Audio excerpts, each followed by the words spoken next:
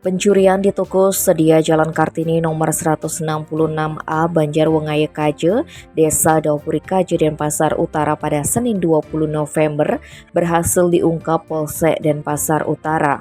Pelakunya ternyata tak lain adalah eks-karyawan toko tersebut bernama Jilik Metayiwa, 21 tahun. Usut punya usut, niatnya mencuri didasari rasa jengkel terhadap mantan pemilik toko. Kapolsek Denpasar Utara Ibtu Iputu Charles Dolesgit menjelaskan, awal mula diketahui peristiwa ini ketika korban Cendrawati, 56 tahun, membuka toko sekitar pukul 8. Kemudian pemilik toko ini mengecek meja kasir. Wanita parubaya itu terkejut karena mendapati tas ransel yang ada di dalamnya berisi uang tunai 22 juta rupiah dan HP Samsung A71 warna hitam telah raib.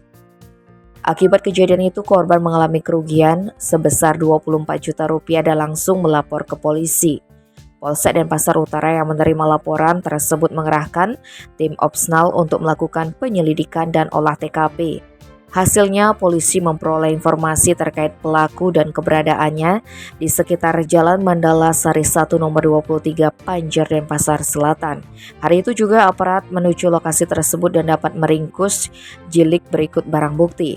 Saat diinterogasi, pelaku mengakui mencuri seorang diri.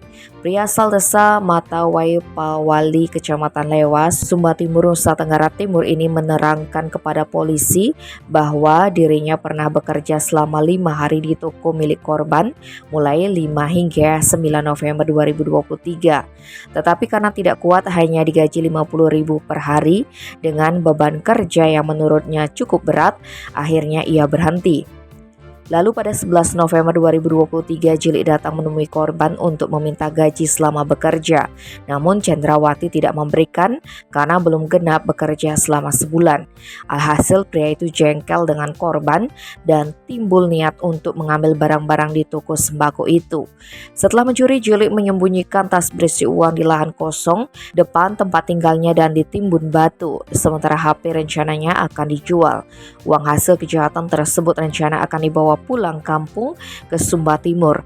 Ternyata di kampungnya pemuda ini juga beberapa kali mencuri. Atas perbuatannya, maling ini disangkakan pasal 363 ayat 2 KUHP tentang pencurian dengan pemberatan terancam pidana paling lama 9 tahun.